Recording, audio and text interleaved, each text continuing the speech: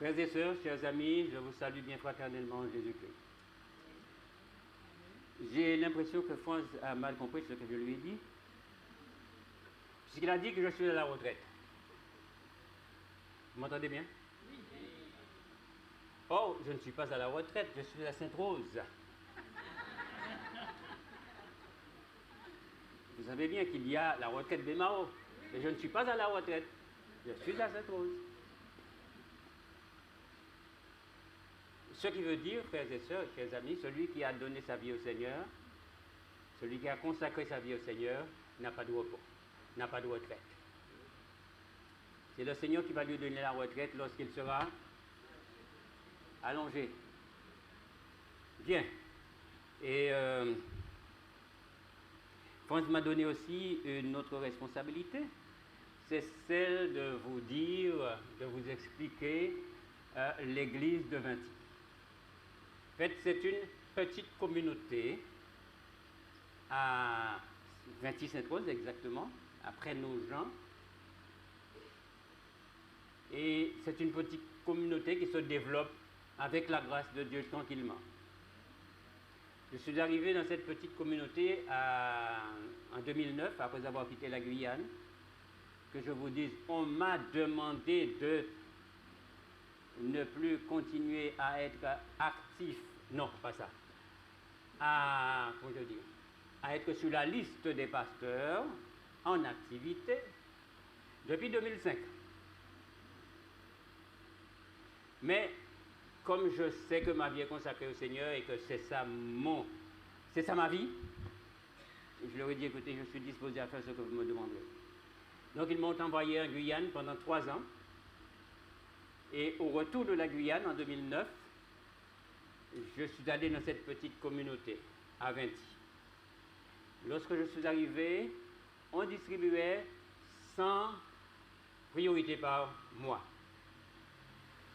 Nous avons travaillé pendant un certain temps et je leur ai dit, écoutez, ce n'est pas normal que l'on distribue uniquement 100 priorités par mois. Donc nous avons augmenté, nous sommes passés à 300.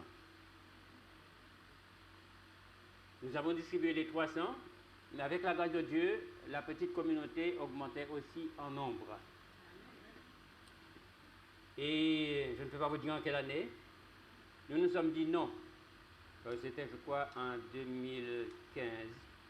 On s'est dit non, 300 priorités, on ne peut pas rester là. On doit progresser. Nous avons augmenté à 600 priorités par mois. Et jusqu'à la fin de l'année dernière, nous étions à 600 priorités par mois. Et nous nous sommes dit non, il faut aller encore plus loin. Et aujourd'hui, avec la grâce de Dieu, nous distribuons 1000 priorités chaque mois, plus d'autres imprimés. Et ce petit groupe qui, en 2009, comptait à peu près une dizaine de personnes, nous comptons aujourd'hui une trentaine de personnes à la gloire de Dieu.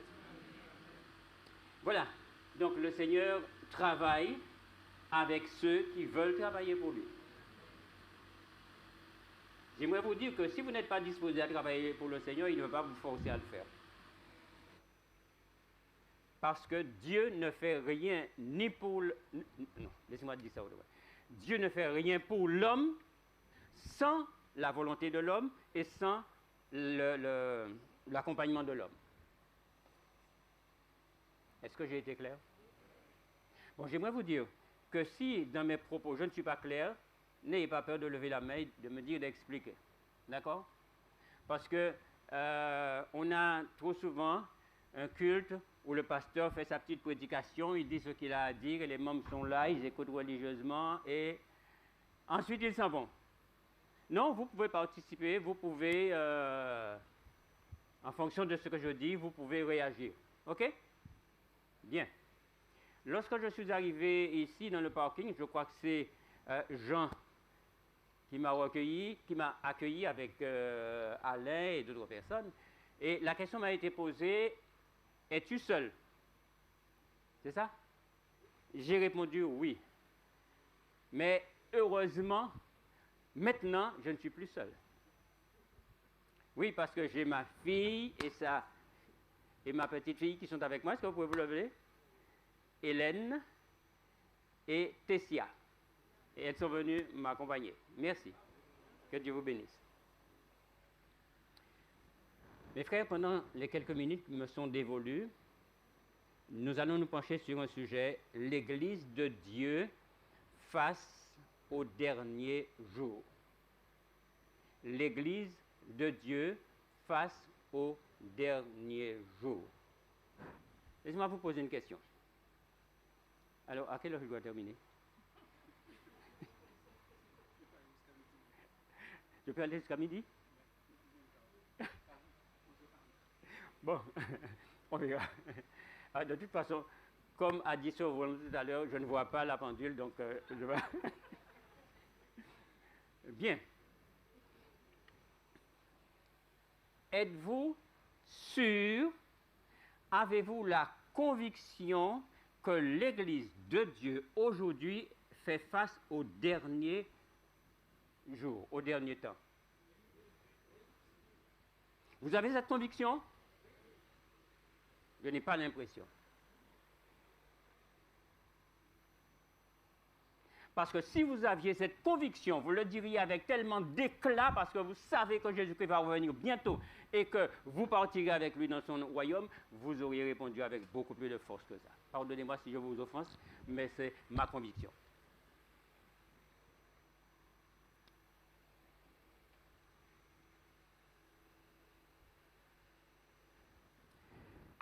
Le message de ce matin, je vais dire, est une répétition de choses que vous savez déjà. Mais comme il est dit que la répétition, c'est l'art de l'enseignement, permettez que je vous répète un certain nombre de choses que vous savez. Et je pense que cela vous permettra de les ancrer encore mieux dans votre mémoire. Ce matin, nous verrons les deux aspects ou les deux phases de l'Église du reste. Puis, quelques caractéristiques de cette Église. Ensuite, nous parlerons de ce qu'il faut à l'Église de Dieu aujourd'hui et nous terminerons par l'Église militante et l'Église triomphante. Il nous a été lu tout à l'heure, Apocalypse chapitre 12, verset 17. C'est un texte que vous connaissez par cœur, n'est-ce pas? Il n'y a personne là. Pardonnez-moi, mais j'ai l'habitude de la discussion avec mon église. On se parle, Ok. Bien, alors je disais, c'est un texte que vous connaissez.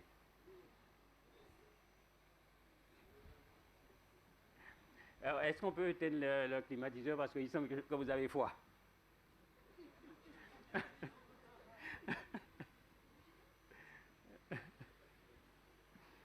Bien. On dit que vous êtes glacé et que... Ah, peut-être que vous n'avez pas l'habitude de ce genre d'attitude. Bien. Bien, alors, Apocalypse chapitre 12, verset 17, nous allons le lire, puisque il semble que vous n'êtes pas familiarisé avec ce texte. Le texte dit « Et le dragon fut irrité contre la femme, et il s'en alla faire la guerre au reste de sa postérité, à ceux qui gardent les commandements de Dieu et qui ont le témoignage de Jésus. » Ceux qui gardent les commandements de Dieu et qui ont le témoignage de Jésus.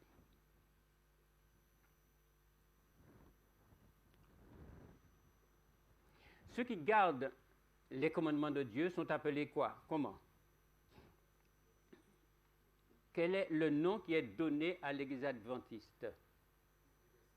L'Église du reste. Merci. Bien. C'est ce qui est dit dans Apocalypse chapitre 12, verset 17. Ce reste, nous avons dit, garde les commandements de Dieu et la foi de Jésus. Ah, je n'avais pas dit d'éteindre le ventilateur. Oui, j'avais compris, mais elle m'a demandé d'éteindre en même temps. Ah, d'accord. bon, pas de problème, c'est que bon. Non, parce que comme on ne répondait pas, je me suis dit qu'on est...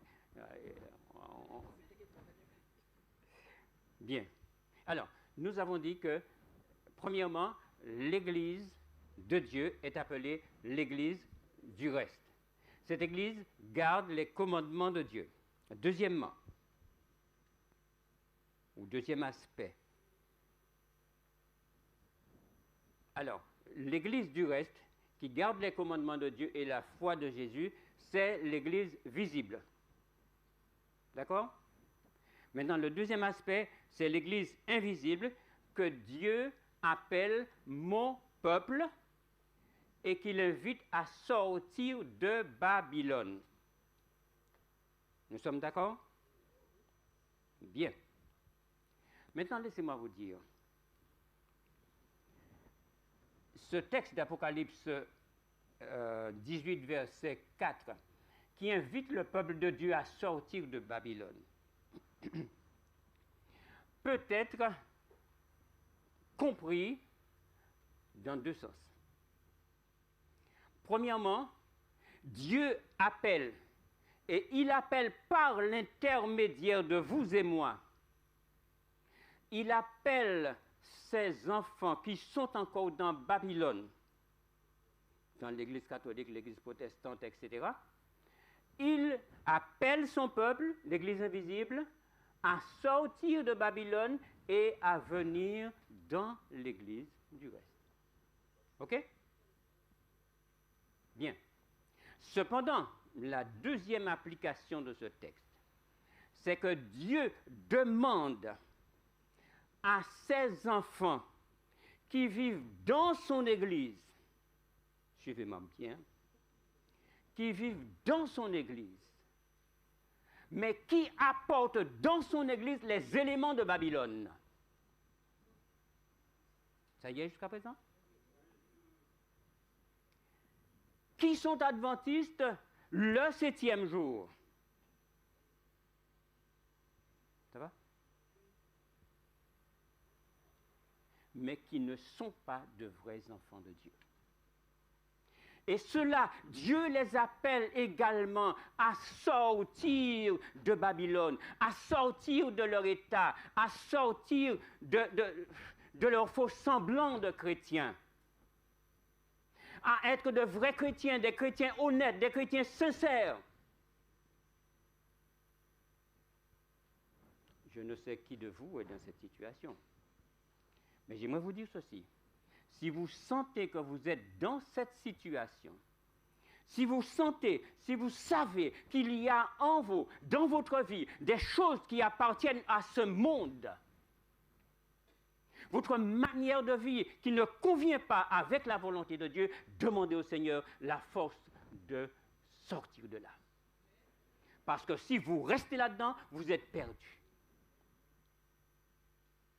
Maintenant, tout à l'heure, je vous ai dit, l'Église de Dieu face au dernier jour. Maintenant, laissez-moi vous dire, pensez-vous que ces derniers jours sont encore éloignés? Nous y sommes? Ça n'a pas l'air. Quand nous nous voyons vivre notre christianisme, ça n'a pas l'air. Peut-être que je vais vous froisser en vous disant certaines choses. Ça n'a pas l'air. Parce que lorsque nous comprenons, lorsque nous regardons en arrière et que nous voyons ceux qui attendaient le retour de Jésus en 1844, la ferveur qu'ils avaient, la foi qu'ils avaient, la détermination qu'ils avaient, le désir de voir Jésus revenir. Ils avaient tout vendu, ils avaient tout mis de côté, ils avaient laissé le monde. Et ils vivaient désormais pour Jésus. Et ils étaient là, ils attendaient Jésus, ils avaient une ferveur. Et aujourd'hui, nous sommes beaucoup plus près, beaucoup plus près de la venue de Jésus. Et nous sommes tranquilles. Nous sommes tranquilles, rien ne nous dit rien. Nous vivons paisiblement. Oui, le Christ va venir, c'est vrai, on sait que le Christ va venir, mais oui, il va venir. Il va venir. Mais laissez-moi vous dire une chose. Et une chose terrible, et vous devez faire attention. Nous devons faire attention. Je ne sais pas quand le Christ va revenir, mais je sais que son retour est pour bientôt. Vous ne savez pas quand il va revenir, mais son retour, vous le savez, est pour bientôt. Maintenant, il y a une chose que vous ne savez pas. Il y a une chose que je ne sais pas. C'est quand nous allons quitter ce monde. Et vous savez que Jésus-Christ a commencé depuis 1844. Vous savez bien quoi? Non? Personne ne sait. Merci.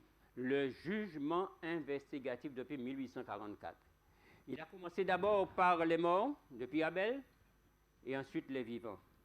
Mais nous ne savons pas quand notre nom passera en jugement. Et c'est pour cette raison, mes frères et mes sœurs, qu'aujourd'hui, nous ne pouvons plus nous permettre de jouer avec notre vie éternelle. Nous ne pouvons plus nous permettre de clocher des deux côtés. Ou nous sommes avec Jésus, ou nous sommes avec le diable.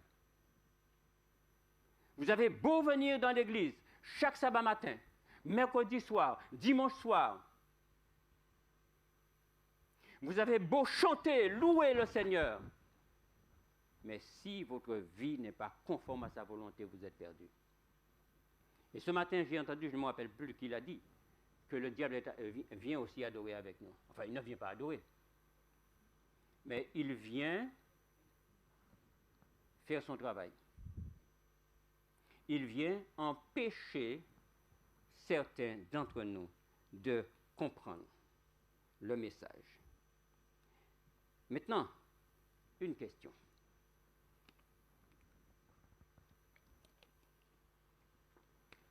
Nous avons parlé des caractéristiques de la véritable Église. Quelles sont quelques-unes, je dis bien quelques-unes, des caractéristiques de la véritable Église?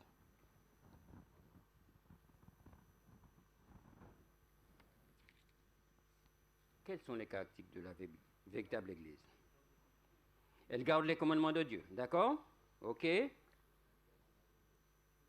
a le témoignage de Jésus. Quoi encore?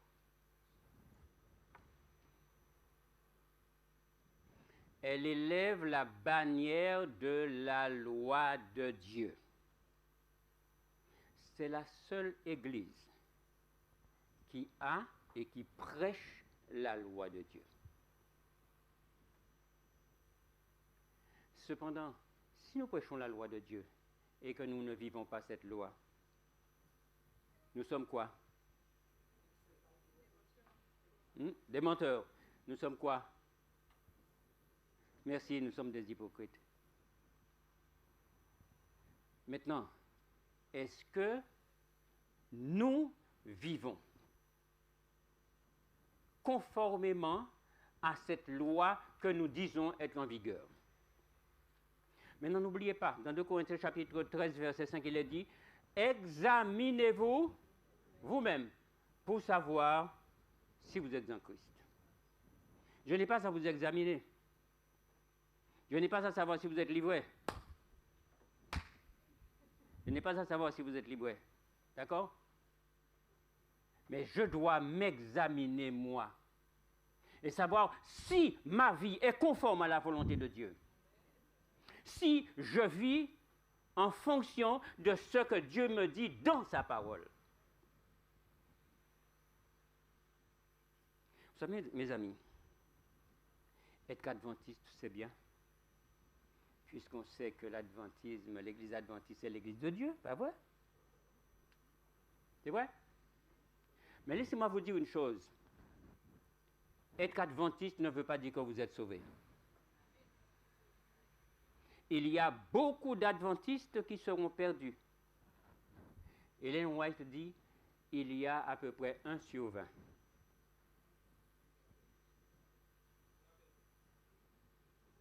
Un sur 20 qui sera sauvé.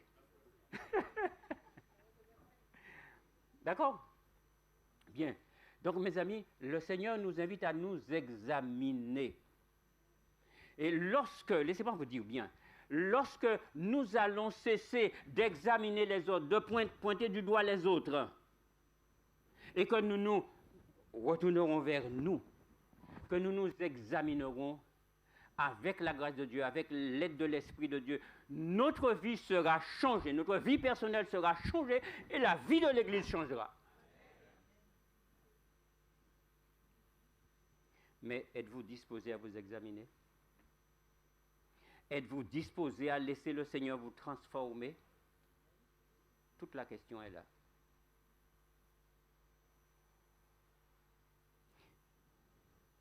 L'Église de Dieu, l'une des caractéristiques, c'est de mettre en avant la loi de Dieu.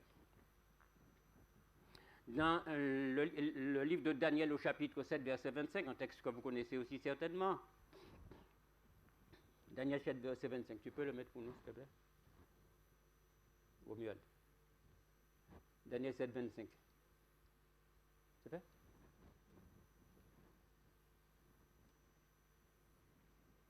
Bien. Alors, il prononcera des paroles contre le Très-Haut. Il opprimera les saints du Très-Haut.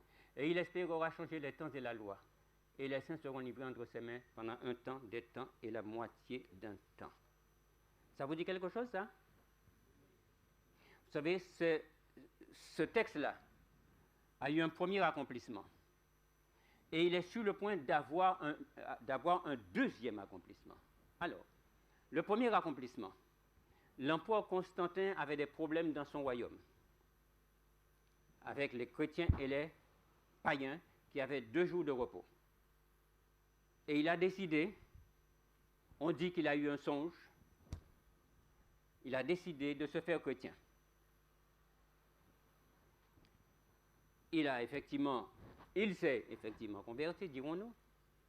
Et en l'an 321, l'empereur Constantin a décrété, le 7 mars 321 exactement, que tout le monde, chrétien et païen, devait observer le dimanche comme jour de repos.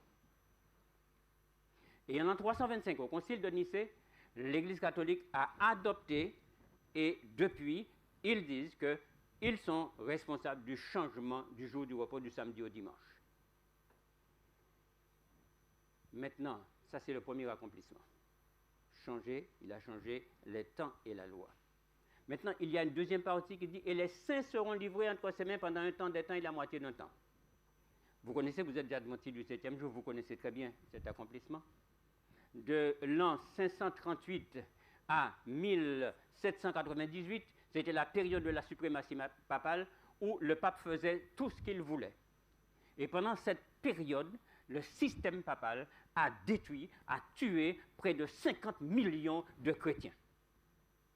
Simplement parce qu'ils ne voulaient pas suivre les enseignements de l'Église catholique.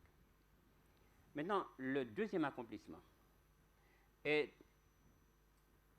en voie. Aujourd'hui, les hommes parlent beaucoup de commandements verts. Je sais que je ne vous apprends rien. Vous connaissez toutes ces choses-là. Et vous savez qu'ils ont été sur le mont Sinaï et qu'ils ont déposé leurs commandements verts, leur loi verte.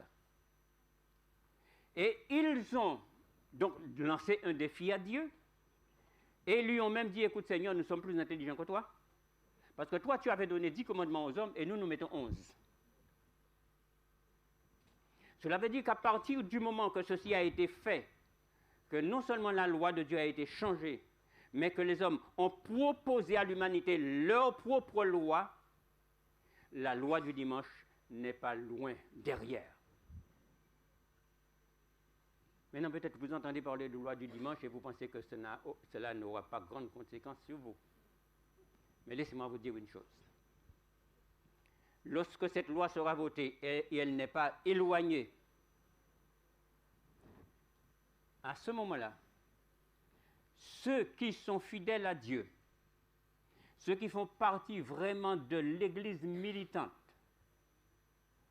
ceux-là vont recevoir la pluie de l'arrière-saison et partiront pour prêcher le dernier message, peut-être au risque de leur vie. Ce sera le grand cri. OK? Maintenant, à partir de ce moment-là, c'est là aussi que va se placer les paroles de Daniel chapitre 12, verset 1er. En ce temps-là se lèvera Michael, le grand chef, le défenseur des enfants de ton peuple. Et une fois que la prédication aura été terminée, la porte de la grâce sera fermée et plus personne ne pourra se convertir. Maintenant, avant cela, il y aura aussi ce que j'appelle, permettez-moi, un chassé-croisé. Le criblage. Il y a de ceux qui sont aujourd'hui dans l'Église de Dieu, mais qui ne se sont jamais confortés dans la parole de Dieu, qui n'ont été jamais fidèles à la parole de Dieu. Ceux-là partiront pour aller rejoindre le monde, parce qu'ils étaient, tout en étant dans l'Église, ils étaient dans le monde. Ils partiront. Et ceux du peuple de Dieu qui sont encore dans Babylone sortiront et entreront dans l'Église. Et ce grand groupe-là fera partie constituera les 144 000 qui prêcheront un dernier message et qui verront Jésus revenir des cieux. Mais laissez-moi vous dire, mes amis, ceci n'est pas éloigné. Je répète, ceci n'est pas éloigné, c'est à la porte. Le pape François ne plaisante pas. Il pousse tous les chefs d'État, il pousse les chefs du G20 religieux à mettre en œuvre son encyclique Laudato Si. Parce qu'il a besoin de prendre en main la direction du monde et faire ce qui s'est passé de 538 à 1798. Ça ne vous dit rien? Mais laissez-moi vous dire, ceux qui vivront cela, ceux qui vivront ce grand temps de détresse, évidemment le Seigneur les soutiendra. Mais ce ne sera pas chose facile. Mais si, aujourd'hui, vous avez donné votre vie à Jésus, si aujourd'hui, vous avez pris en vous la détermination de vivre avec Jésus, de vivre pour Jésus, de vivre par Jésus, il vous donnera la force d'y arriver.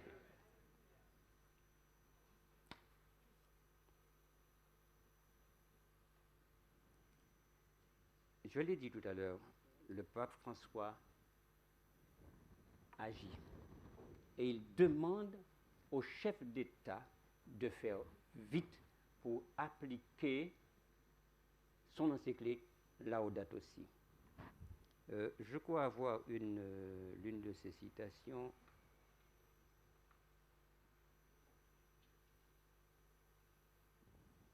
Bon, si je le retrouve, je vous le présenterai. Maintenant,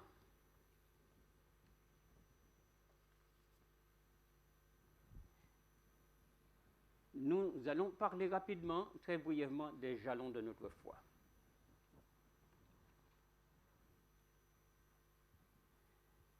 La servante du Seigneur dit que Dieu conduit son peuple et il demeurera à ses côtés jusqu'à la fin. Alors, permettez que je vous présente rapidement quelques jalons de notre foi. Premièrement, la purification du sanctuaire en 1844. Il n'y a que l'Église adventiste du 7e jour qui parle de cela. Ensuite, l'observation des commandements de Dieu.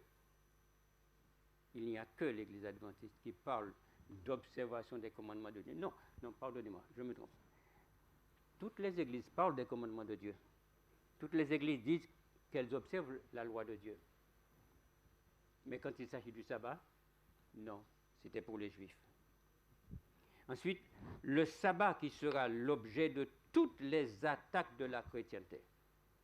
Et si vous constatez bien, ça a déjà commencé.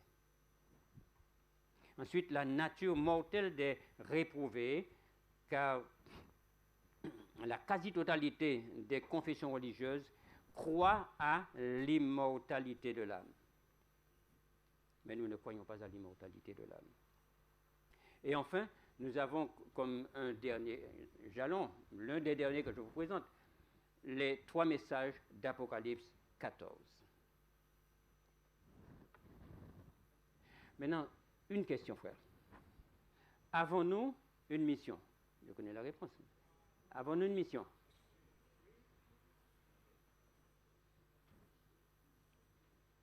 J'ai l'impression que je vous embarrasse ce matin, pardonnez-moi. Avons-nous une mission? Quelle est cette mission?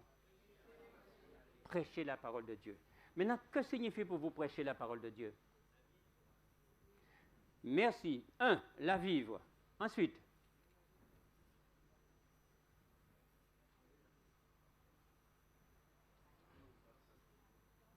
hein? Partager, oui. Manifester son amour. D'accord.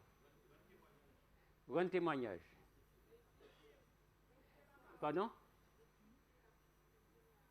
L'étudier, l'approfondir, oui. Prêcher la parole. Bon. Est-ce que je peux vous poser une question? Qu'allez-vous faire cet après-midi?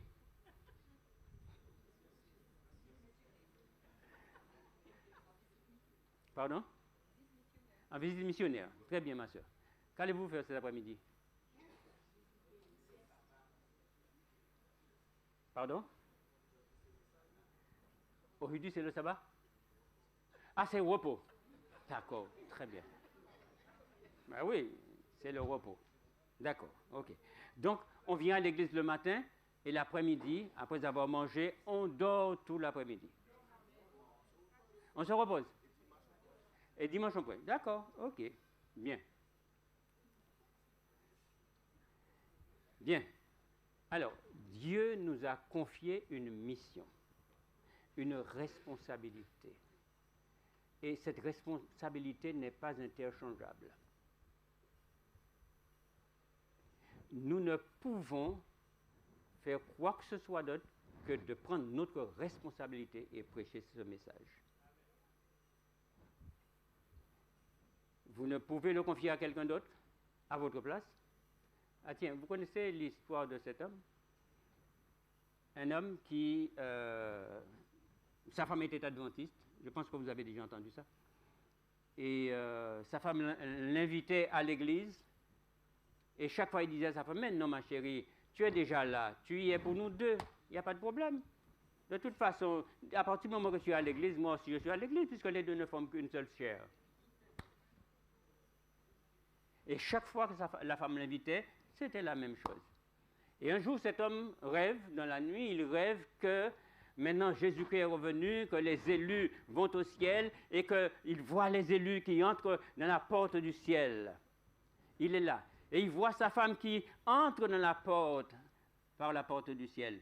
Et lui, il vient pour entrer, on lui dit non, non, non, non, ta femme est là pour vous deux.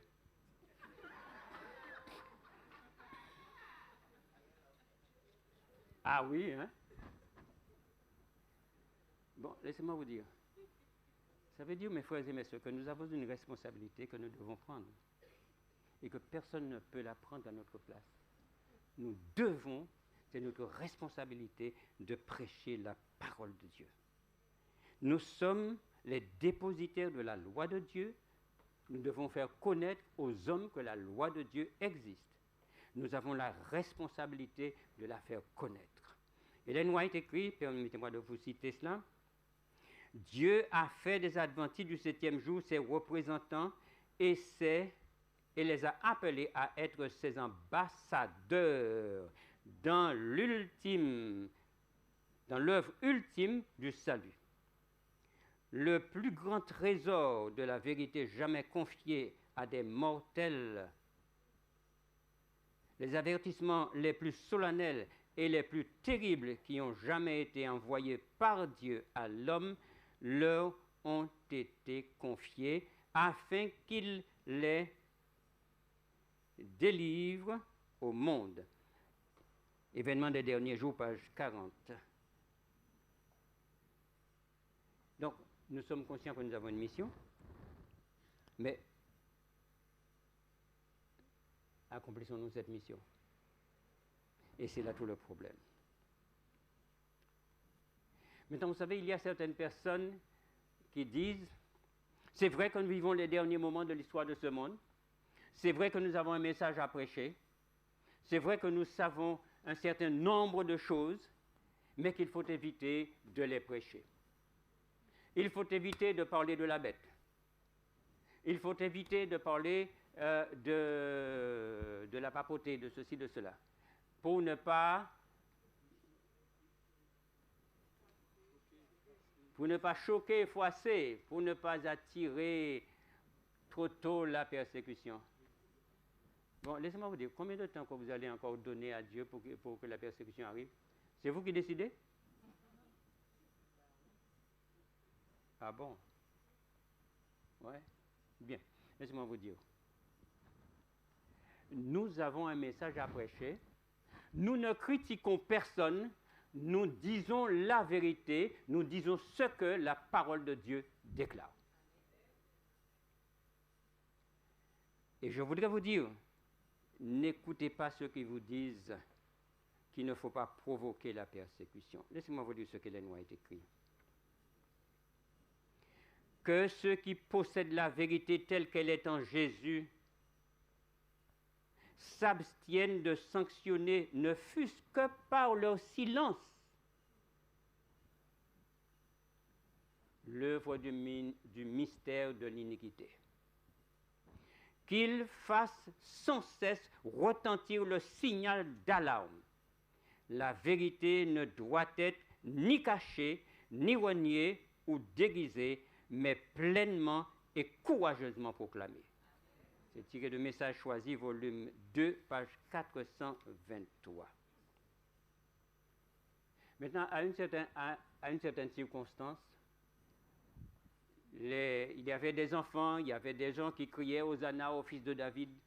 Et les pharisiens ont dit à Jésus, écoute maître, reprends tes disciples, arrête-les, empêche-les de dire cela. Et Jésus leur a dit, si ceux-ci se taisent, les pierres crieront. Maintenant, laissez-moi vous dire, si vous avez peur de la persécution, qu'est-ce qui va se passer? Vous n'allez pas accomplir la mission que le Seigneur vous a confiée. Et puisque vous n'aurez pas accompli la mission que le Seigneur vous a confiée, vous allez être perdu.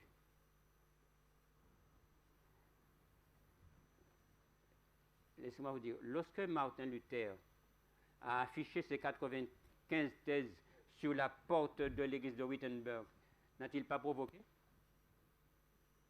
Mais c'était sa responsabilité de le faire, il le fit. D'accord? Et je pourrais prendre encore d'autres situations de ce genre. N'a-t-il pas provoqué lorsqu'il a déclaré que le pape était l'antichrist? Mais il le savait, c'était ça, c'est ça, et il l'a dit. Et je vous ai dit tout à l'heure que Jésus a déclaré que si ceux-ci se taisent, les pierres crieront. Maintenant, vous avez déjà constaté que les pierres commencent à crier. Des personnes qui n'ont rien à voir avec notre foi disent un certain nombre de choses que nous devrions dire.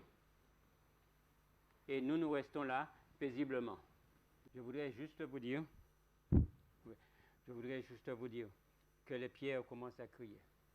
Que nous taisons, nous ne disons rien. Nous avons peur, mais d'autres n'ont pas peur. Et ils disent ce qu'ils doivent dire. Ils disent la vérité. Mardi qui vient de passer, mon épouse et moi, nous faisions du travail missionnaire, puisque c'est le mardi, c'est notre jour. Et nous étions près d'un supermarché. Nous distribuions la tragédie des siècles et le feuillet sur le sabbat. Nous avons distribué à plusieurs personnes. Et l'un des hommes que j'ai rencontré me dit, mais ce que vous faites là, c'est bien. Ce que vous me dites, c'est bien. Mais que font les adventistes? Que font les chefs adventistes? Le pape fait un tas de bêtises. Et aucun des chefs adventistes ne dit rien.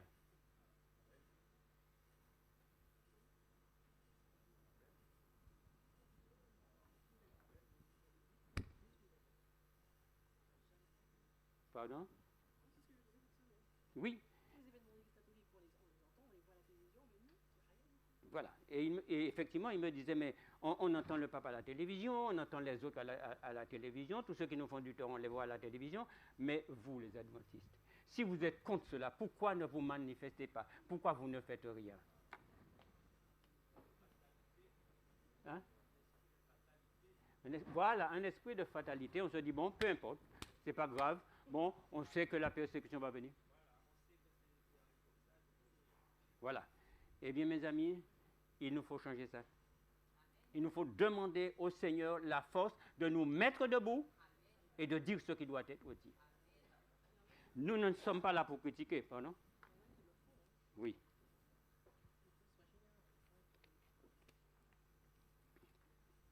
Nous ne sommes pas là pour critiquer les gens. Mais nous pouvons dire ce qui a été dit, répéter ce qui a été dit.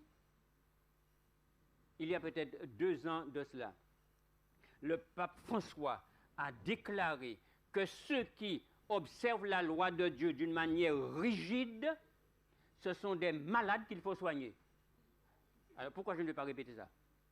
C'est lui qui l'a dit. D'accord? Et lorsqu'il dit que ceux qui observent la loi de Dieu d'une manière rigide, vous comprenez de qui il parle? D'accord? Vous savez bien de qui il parle? Bon, laissez-moi vous dire, mes frères et sœurs, si vous pensez que on va rester là tranquillement, et bien, puisque nous ne faisons rien, puisque nous ne disons rien, nous ne serons pas persécutés, il n'y aura pas de problème. Laissez-moi vous dire, mes amis, que vous parliez ou non, la persécution viendra. Parce que la prophétie de Daniel chapitre 11 est pratiquement toutes, les prophéties de Daniel chapitre 11 sont pratiquement toutes accomplies. Et maintenant, ce qui reste, c'est que Michael se lève. Maintenant, rappelez-vous que lorsque Michael va se mettre debout, à ce moment-là, il n'y aura plus d'intercession. Maintenant, si vous êtes prêts, vous êtes prêts. Si vous ne l'êtes pas, c'est terminé. Oui. Oui. Dis-moi ce qui te chagrine. Oui. Oui. Oui. Oui. Oui. Je ne sais pas comment dites, si c'est la peur ou... Je ne sais pas. Mais il faut que nos dirigeants donnent l'exemple à ceux et celles qui dorment dans l'église. J'en fais partie aussi, hein. Mais il faut que nos dirigeants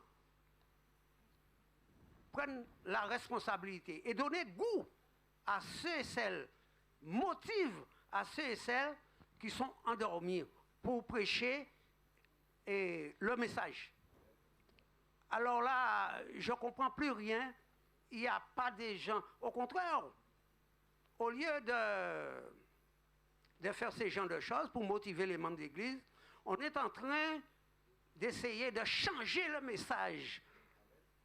De changer le message et de faire beaucoup philosophie qui casse la tête de nos aînés, qui casse la tête des premières instructions qu'on a eues. Vous voyez? Et moi, je ne rentre pas dans ce jeu-là. Et je suis moi, je vous dis franchement, hein, la Bible dit, Satan a le pouvoir de se déguiser en ange de lumière pour venir séduire. Je ne rentre pas dans cette philosophie-là. Je reste serein. Et le message que vous avez prêché là, vraiment, je l'ai déjà entendu par maintes reprises, mais il y a des choses que je réapprends encore à travers ce que vous dites. Et je vous remercie. Mais je dis à nos frères et sœurs, faites attention à des différents détracteurs, des adventistes même, qui se trouvent à la tête, qui essaient de détourner le peuple adventiste de ce qu'ils ont appris et de ceux qui publiaient dans le champ missionnaire. Et je peux vous dire, l'Église adventiste avait beaucoup de progrès, beaucoup de progression. Ça a augmenté le nombre de membres. Maintenant, on a cassé la baraque. On essaie de détruire la baraque avec des théories, avec ceux qui se croient intelligents. Mais je dis à ceux-là, leur grand savoir leur fait déraisonner. Bien. Mes frères et mes sœurs, j'aimerais que ça soit clair dans votre esprit. Je ne suis pas là pour critiquer les dirigeants de notre communauté. Ce n'est pas ça du tout, du tout, du tout. Je dis simplement ce qui se passe. Je dis ce que j'entends dans le chant parce que je suis régulièrement dans le chant avec mon épouse, avec mon église. Je répète ce qui me dit et je vous montre ce qui se passe aussi, ce qui se dit dans le monde. Mais je ne critique pas mes collègues. Ça doit être clair dans l'esprit de chacun pour que demain on n'aille pas dire que le pasteur qui croit à l'église de Chauvel a dit que les dirigeants ne font rien. Ce n'est pas ce que votre frère a dit. D'accord, bien. Ok, bien. Maintenant, le temps s'en va et le temps qui m'est dévolu est déjà passé, mais permettez que je termine. Donc, peut-être un autre jour, on continuera. Maintenant, que faut-il à notre Église aujourd'hui? Que faut-il à notre Église aujourd'hui? Dites-moi. Qui a dit cela? Merci. Merci, absolument. Maintenant, laissez-moi vous dire une chose. C'est beau de dire un réveil. Pardon? Oui, le réveil authentique, bien sûr. C'est beau de dire qu'il faut un réveil à l'Église. Mais laissez-moi vous dire ceci.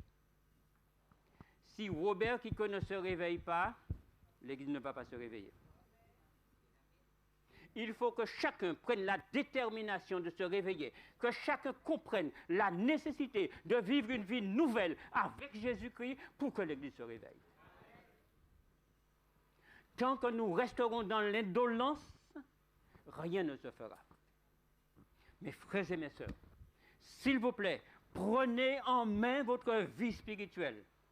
Prenez en main votre salut, mes frères et mes sœurs. Le temps est court. Le moment est venu pour nous d'être définitivement et totalement au Seigneur. Ce n'est plus le moment de jouer, mes frères et mes sœurs.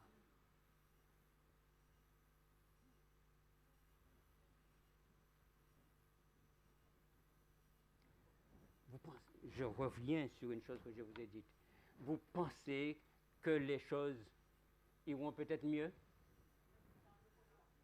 Vous pensez que le temps où cette persécution qui est dite dans la parole de Dieu, dans l'esprit de prophétie, vous pensez que ce temps-là est encore éloigné? Si vous le croyez, vous êtes en problème. Frères et sœurs, je vais m'arrêter là. J'aimerais vous dire ce matin, soyez des adventistes du 7e jour. J'aimerais vous dire ce matin, frères et sœurs, le temps est court. L'apôtre Paul l'avait déjà dit. Il avait dit, vous savez en quel temps nous sommes. C'est l'heure de vous réveiller du sommeil. Il y a plus de 2000 ans que l'apôtre Paul a dit ça. Mes frères et mes sœurs, tout se met en place. Tout se met en place. L'État et l'Église mettent tout en ordre pour pouvoir écraser le peuple de Dieu. Mes frères et mes sœurs, je voudrais vous dire ce matin, réveillez-vous. Ce n'est plus le temps de dormir. Réveillez-vous, mettez-vous au travail pour Dieu et que sa paix soit dans votre cœur. Amen.